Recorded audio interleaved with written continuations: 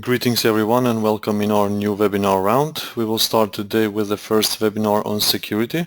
For your information, I am Gzim and I am the Portfolio Manager for Security at PCB. Today I will be as an organizer of this webinar, and I hope we will have a very interactive topic with all the questions and your comments. I will be handling the webinar organization process, and for anything you need to know or you have any question, please address it to me at any time. We have started this webinar round and we wish you have a very interesting time and obtain useful knowledge.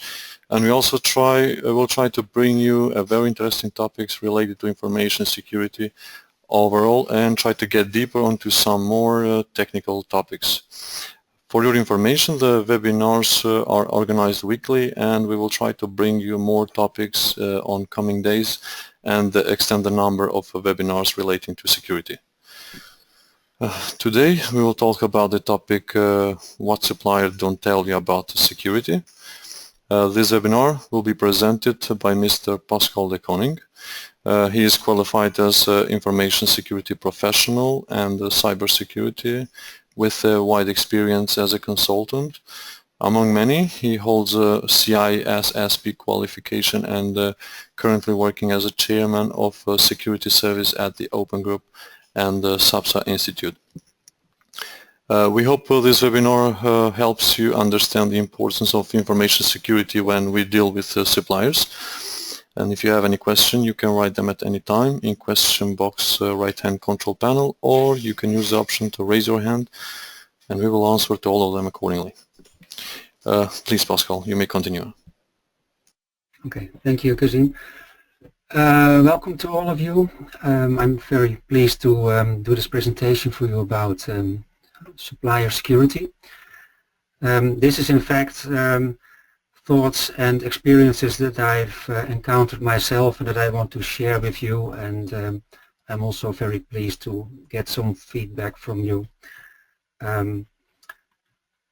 I've been working in the security area for about 20 years now, and I'm still seeking ways to actually solve security issues.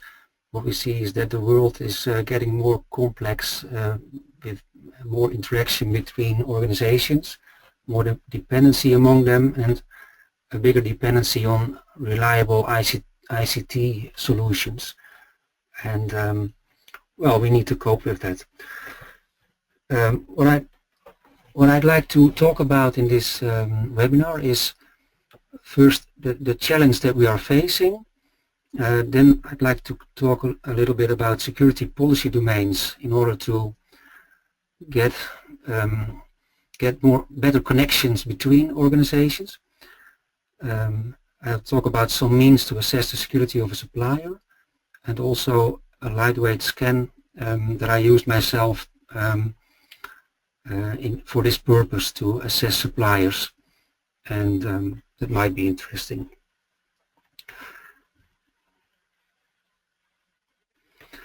Well, the challenge is, as we see nowadays, is that the ICT environment that a company uses is very diverse. It might be on location, it could be outsourced. The ICT development could be offshored to Asia, or maybe you are from Asia, then it's not too far.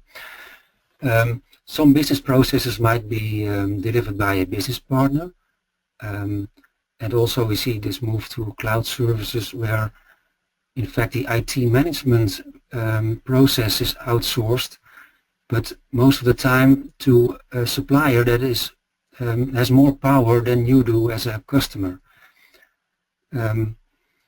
So it's a very diverse world where we need to secure information and secure business processes. How can we do that? That's the challenge. I work for different companies as a security manager most of the time, and these are not very big companies. They have about one has 70 people, the other one has about 250 people.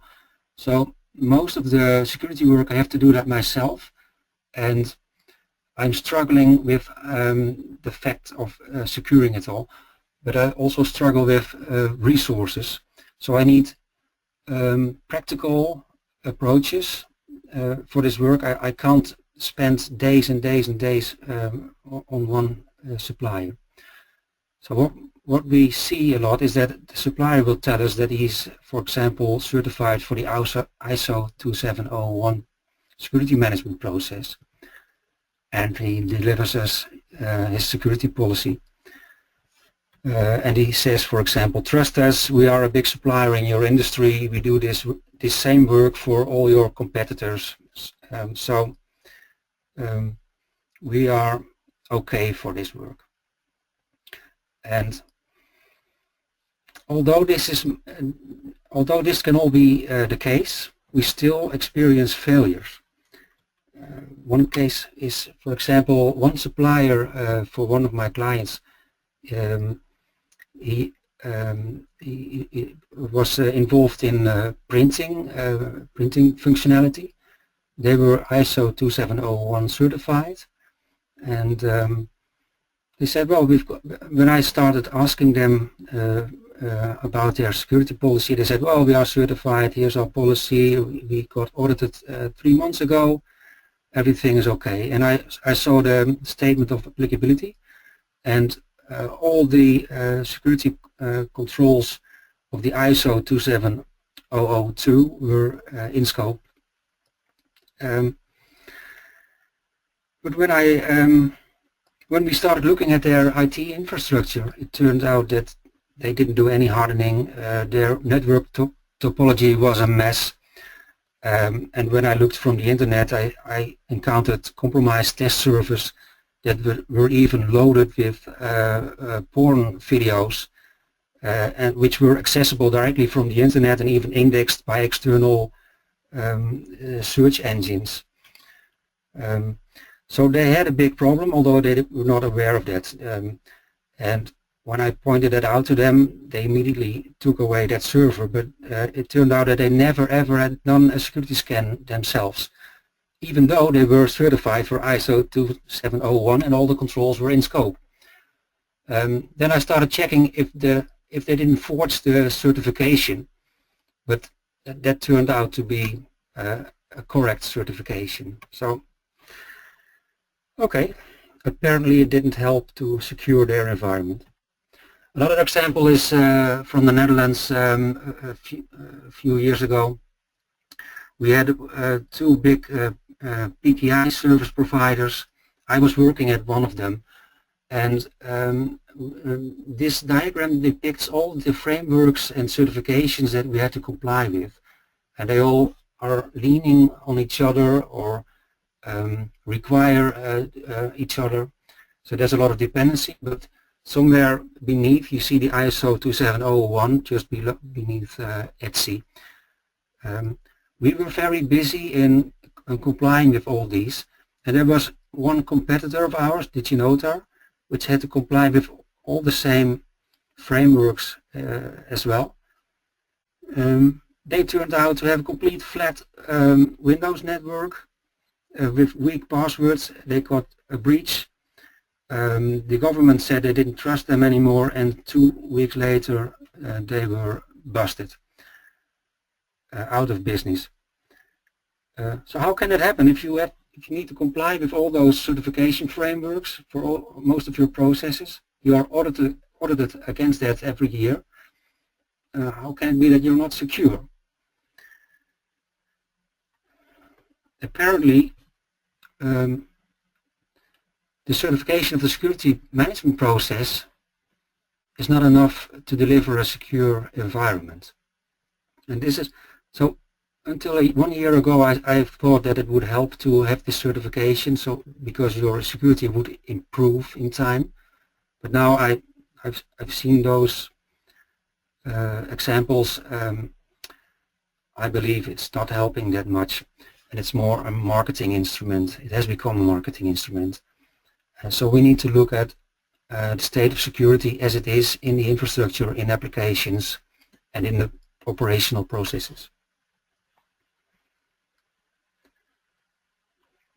What we also have, of course, from our own peers and security organizations are control checklists and frameworks. What I see as well in practice is that those are applied rigorously without looking at context. So if it might be a checklist with lots of details of things you need to do or have in place, but it might still miss the point of securing that specific asset.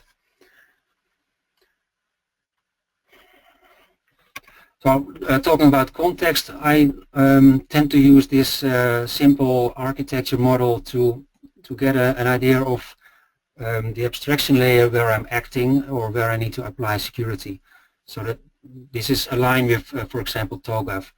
If you can do something at business process that's supported by information, that's supported by applications, and that leans on the infrastructure.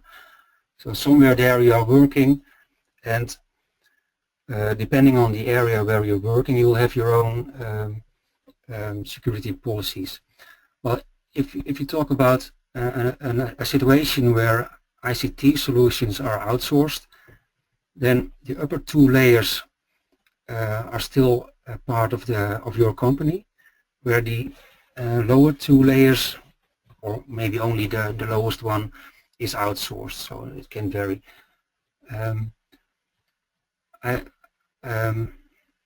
You see the two boxes of security management. So the security management block depicts a security policy domain. This is the area where my security policy reigns, and you also see where the touch point is with the other organization. And this means that if I'm asking you to deliver application hosting, I'm not really interested in how you govern security for your whole organization. I just want to know how you do it for that application. And if you take this diagram, it will immediately make clear why I'm only interested in that subject.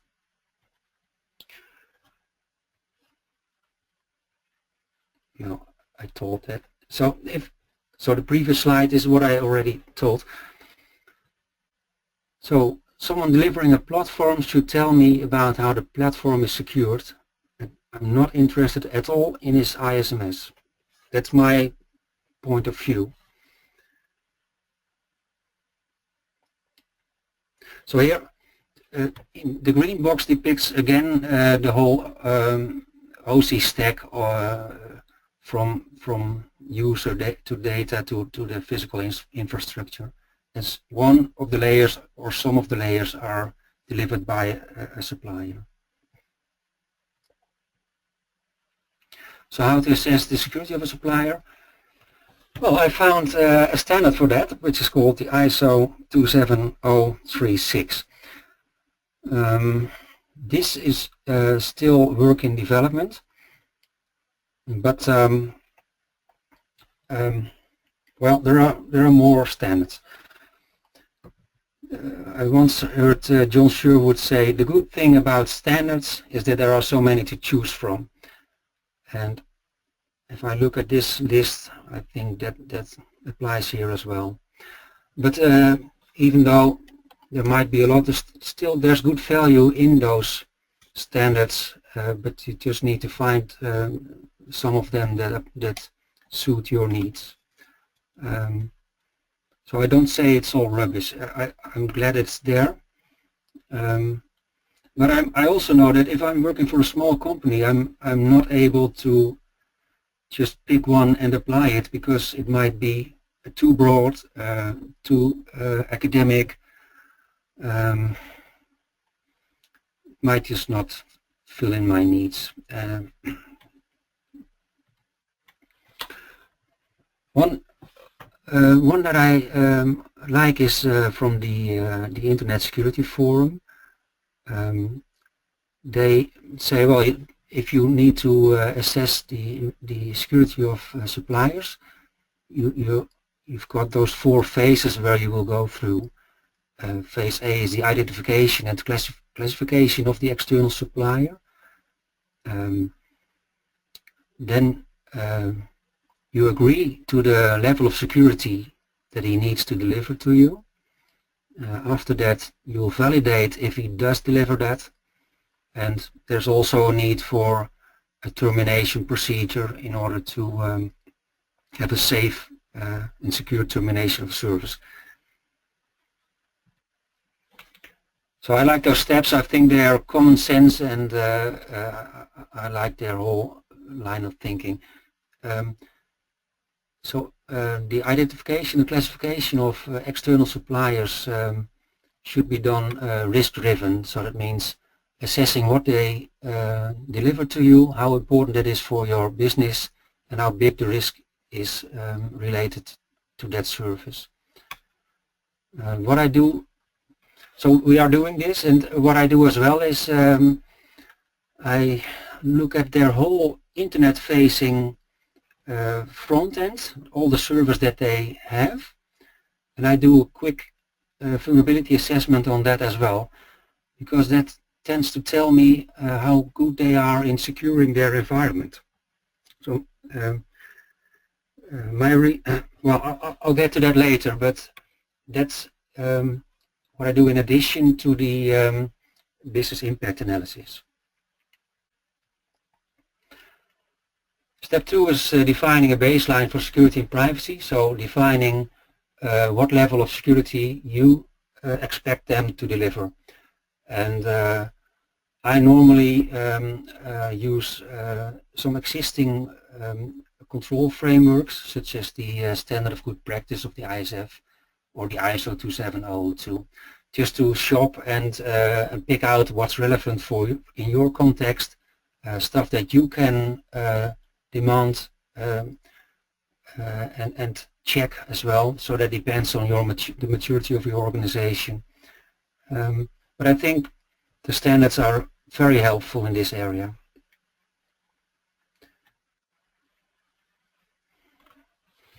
There's also this supplier security evaluation tool from the ISF.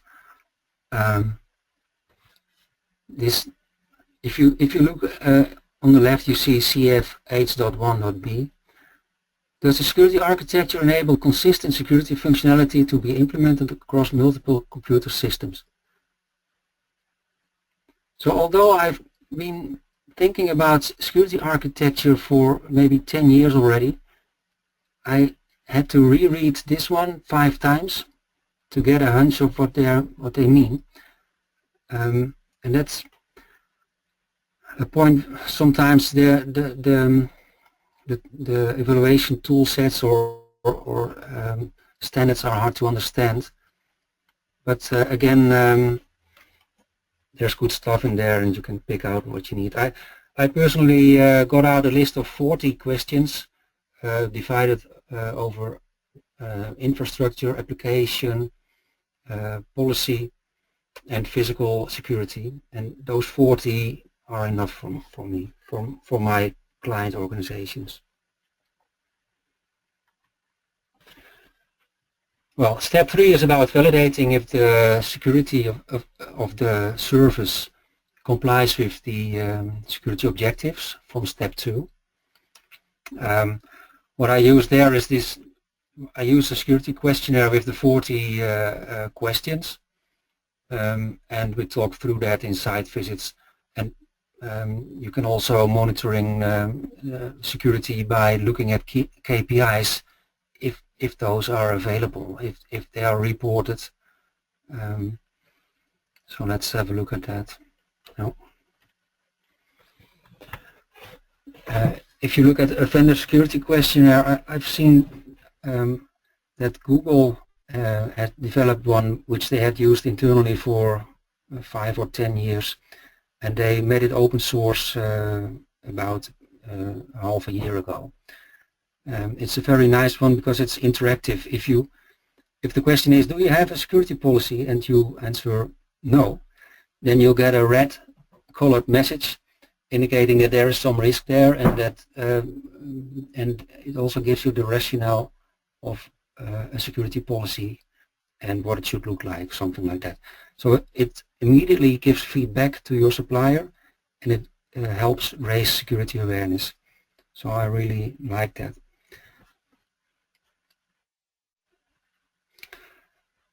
So the vendor security questionnaire should be repeatable and quick, so you can compare different vendors, and it should not be a burden for them to fill it in, and it should not be a burden for you to understand their answers. When we are doing a site visit, we'll talk through the answers that I gave on the questionnaire, and then we'll look specifically at security of applications that they are running for us, where our information runs through. We try to understand the system architecture and the security aspects of that. Ask them how it's done, not just do you do strong authentication, but more like how do you do strong authentication, and you'll get a much better understanding of the security level. And we'll also peek into source code snippets or configuration files. And we'll also look at the infrastructure security. Just go to the hardware, look how stuff is patched, how it's documented, things like that. I think these site visits are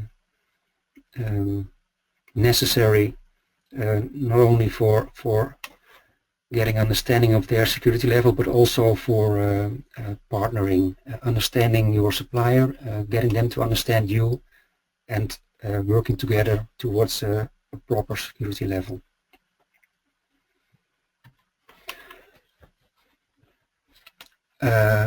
Continuous monitoring, that's the phase where you try to collect all the reports that you get from the service, but what we see most of the time is that in the service level agreements there's not much attention for security apart from uptime of systems.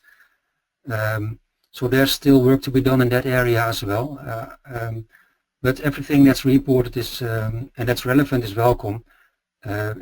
Also, you need to look at the incident database.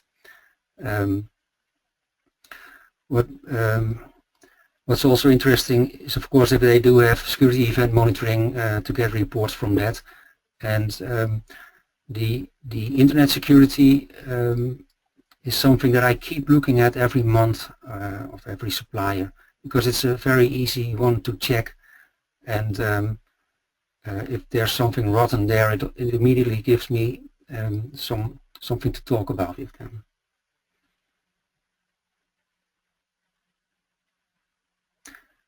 Planning for the end, to be honest, this is not something that I do a lot, but there is some good guidance from the ISF again on how to do this. So yeah, it's important, but I struggle enough with getting the first steps right, to be honest. So I'd like to talk a little bit about the internet security scan that I do. I've developed this myself. It's a simple, very simple indicator of the security level of a company. So it might help you to develop your own ideas or develop your own approach. But I think that it's interesting to see the results of this scan. It amazes me, and I would like to share that with you.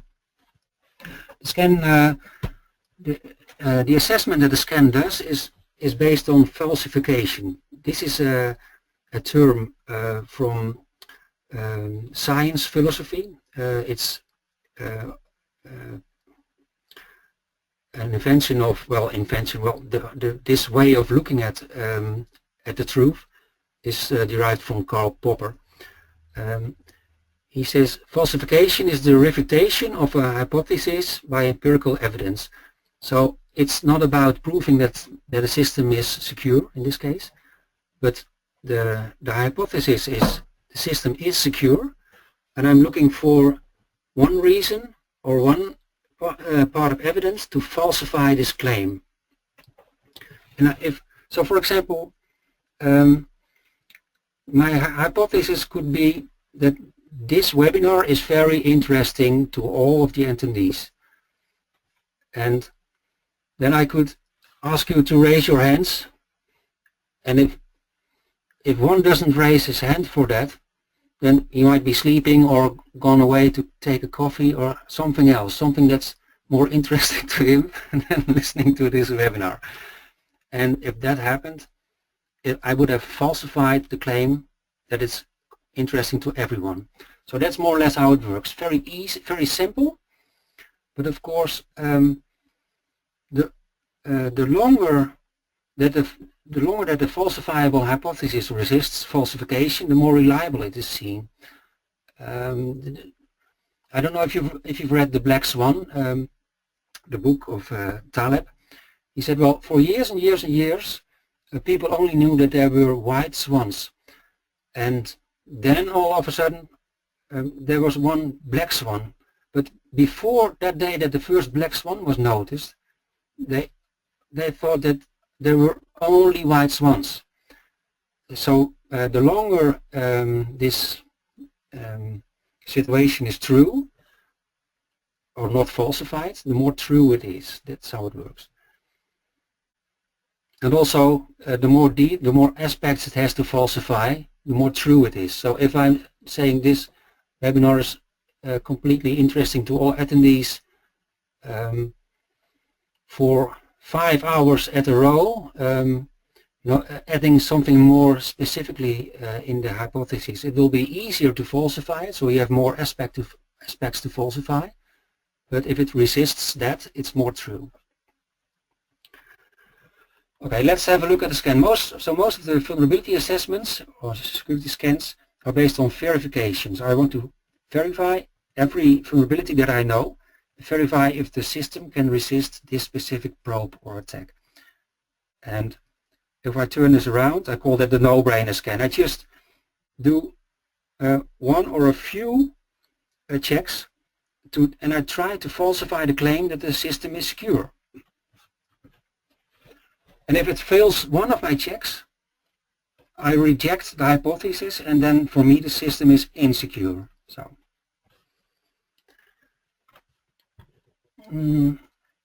again, the idea is if you implement security well, you won't end up with security blunders in your system. I think that's pretty obvious. If you know what you're doing, you will be doing it right.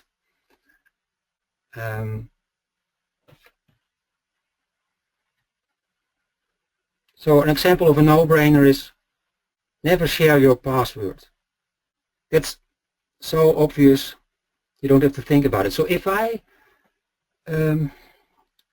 see you sharing your password, obviously your security awareness is low and you're not acting secure. And that's, so I can conclude that from one simple check. So if I take this reasoning further, if you understand security well, you will have a sound security policy that will not only protect our information in your systems, but it will also protect your internet perimeter. And so if you look at the box where it says 1, if the internet perimeter is insecure, I wonder what your security policy looks like. And I also have questions about how you secure the internal system that handles our information. That's more or less the reasoning. And that's why I think that checking the internet perimeter is relevant for getting an idea of how well your information is protected on the inside.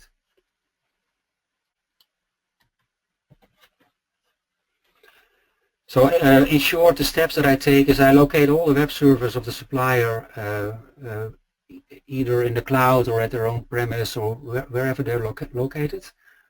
I check for common security issues in them. I check only for about 10 security issues. One of them is, for example, do you run SSL version 2? Because if you do, then apparently you don't have a clue about how to configure SSL. Or one other is if you tell me what version of Apache web server you are running, and it turns out to be a server that's end of life, apparently your patch management process is not very secure. And it also checks the reputation of servers by seeing if they're on malware or spam blacklists, or trust, if they have a low user trust score on lists. When I first thought about this, I thought, would this work in 2016? Could it be so? Could you draw conclusions by testing for such simple aspects? I first thought that if I would go and check this, then about all the big companies would have the highest scores available, and I would only find these security no-brainers in unattended servers at small companies, or maybe universities, or at homes, but not at professional companies.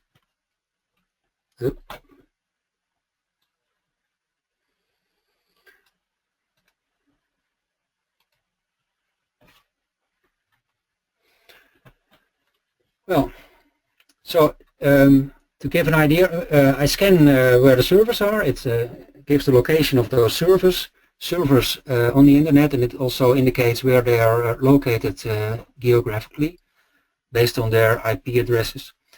That's GeoIP information. And then it checks every server it found for those no-brainers. And if no no-brainer is found, you will have 100 points. If it found something, you'll have less points.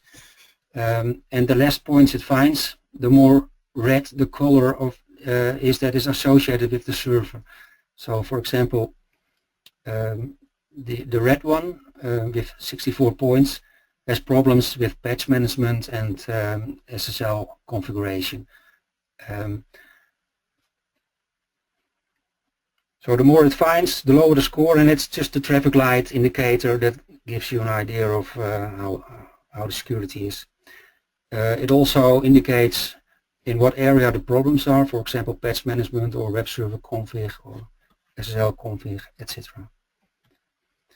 And I've checked this a few times. It turns out that if it pops up red in this simple scan, and you take Nessus or Metasploit to look around on that specific server, in 80% of the cases you'll find ways to enter that system.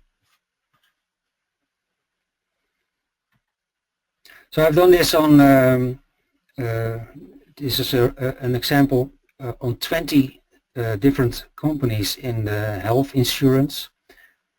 So each line is a company, and if you look at the little blocks on the right, these are representing the internet-facing servers. And the green ones are the ones that had a full score of 100, so no issues. And then, there's the yellow ones, and you also see some red blocks beneath. What amazes me is that these are all professional run companies where you expect sound information security policies in place. So it truly amazes me that of those companies that I've checked with this simple scan, I found a few that are scoring very low and are showing high vulnerable servers. And I've done a check, which is, they don't even see me checking it. It's so light.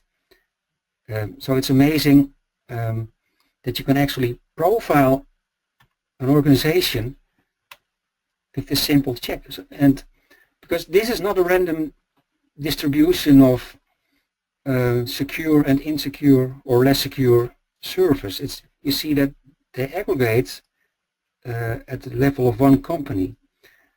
And this tells me that it has value to check this, and it does distinguish the good ones from the bad ones.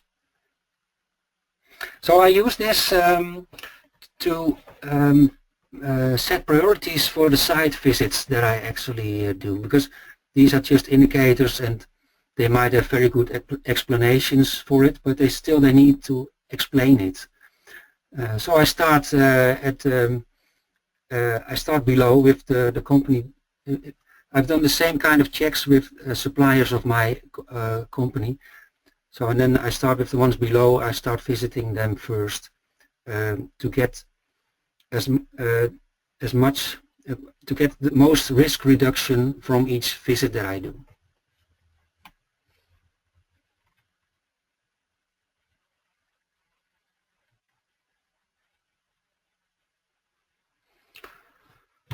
And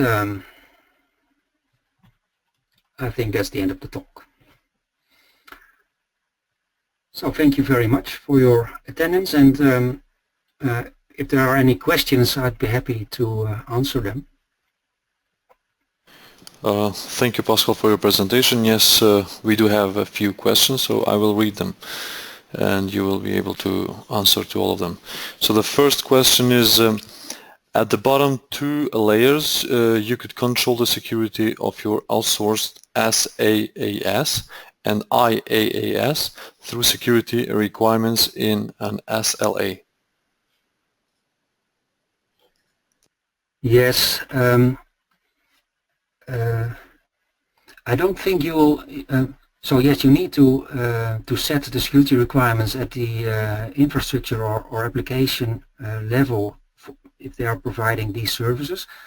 I don't think you will not add all your security objectives to your SLA, but you'll refer to the security baseline that you have. And in the SLA you might agree on the KPIs regarding security that the supplier will report to you. So in my opinion, the SLA is about governing the service that's provided, and the baseline is far more detailed, but it should be referred to from the SLA. Yeah. Yes. Okay, the second question is, do you think SSAE 16 about internal control report would be a good reference about the security of the provider?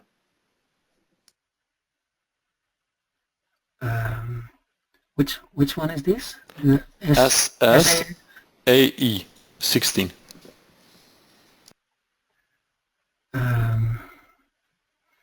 As far as I know, that's an auditor report. If the auditor does a full audit, he'll check the setup, existence, and working of the security controls. So if those were all in scope for the audit, I think that's a good and valuable report to get to know the security level. Yes. Okay, if you can just give a few explanation about one question that arrived. It says, how can you say that there are 100% non-vulnerable organizations? 100% non-vulnerable or not vulnerable? Non-vulnerable. No, I'm not saying that. So if you maybe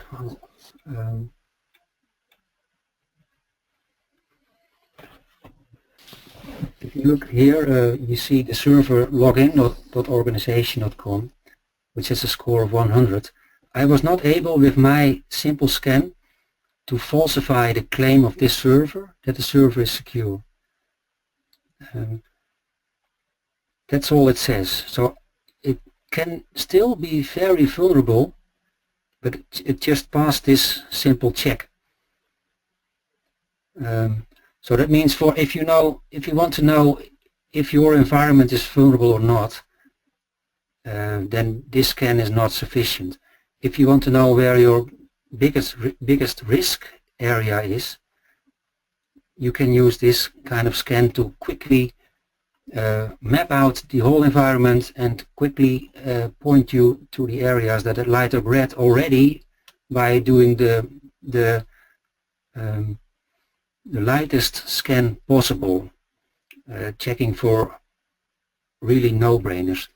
And so I would start, if this were the list for the internet footprint of my organization, and I was to solve the issues, I would start to look at makeyourdeal.com to solve the issues there, and then move up to the yellow ones.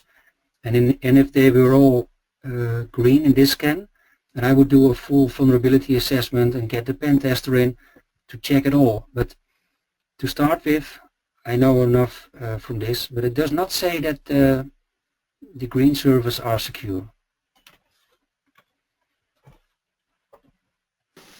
Okay. You can imagine that if you have a bigger company, you'll have about 600 servers that are distributed about over 10 countries and maintained by maybe 30 different supplier organizations.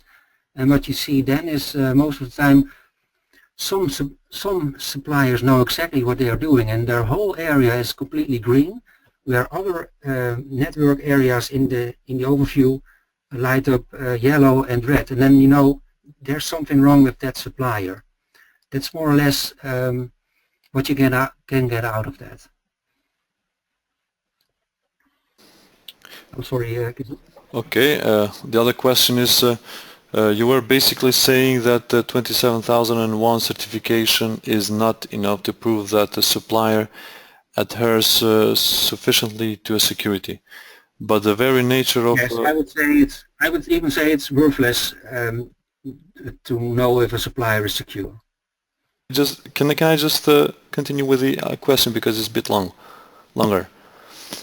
Yeah. And but the very nature of certificate is to build a trust in order to eliminate the need of individual assessments. The approach you are describing has similarity to what should happen during an audit. What is your view on what's going wrong with the current certification practice or audit?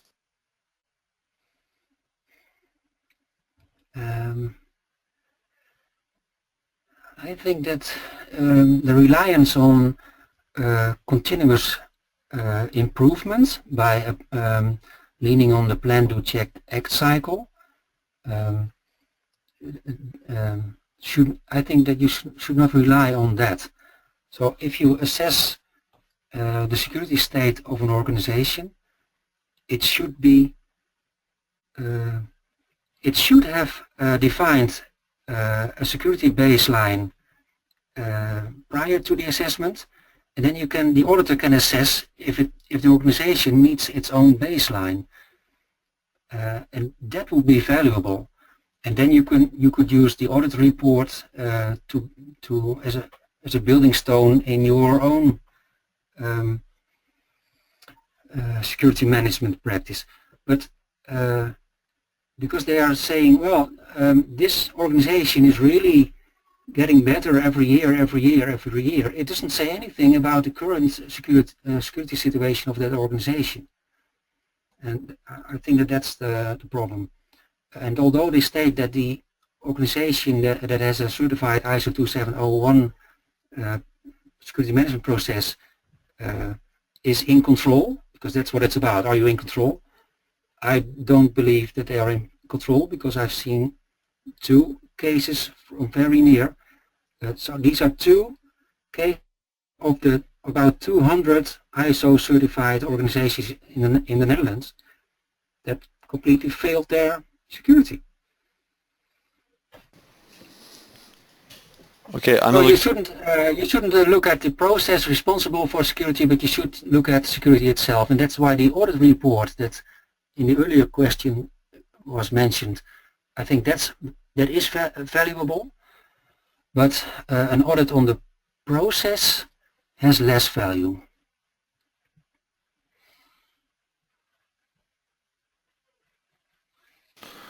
Okay, another question and the last question. So the remaining question will be answered through email, so direct from the Pascal. So Pascal, you can send all the answers to all the attendees by email. So we will read the last question. It says, what tools did you use for the no-brainer scans?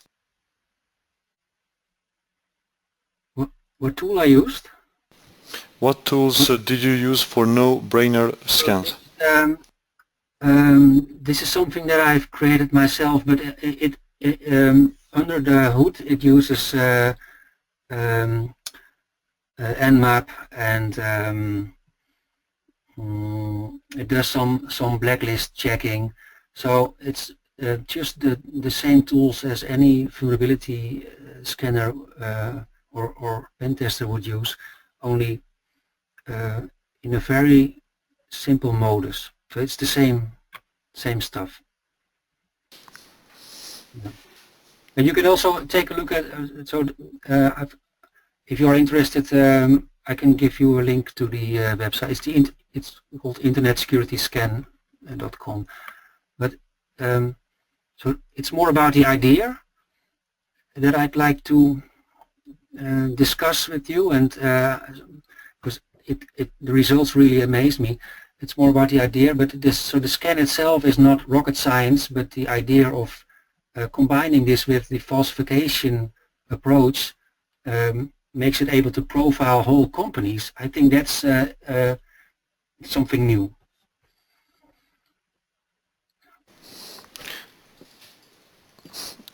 Okay, thank you, Pascal, for sharing this highly informative presentation. We believe the attendees had the chance to learn new things today, and I suggest you to take time and see our future webinars that we will be hosting. Next Wednesday we will host a webinar topic which is called Best Practices in Auditing in ISO 27001. You can also take time and visit our website www.pcb.com on the webinar section to register for our future webinars. Thank you once again, and hope to meet you soon in our future webinars.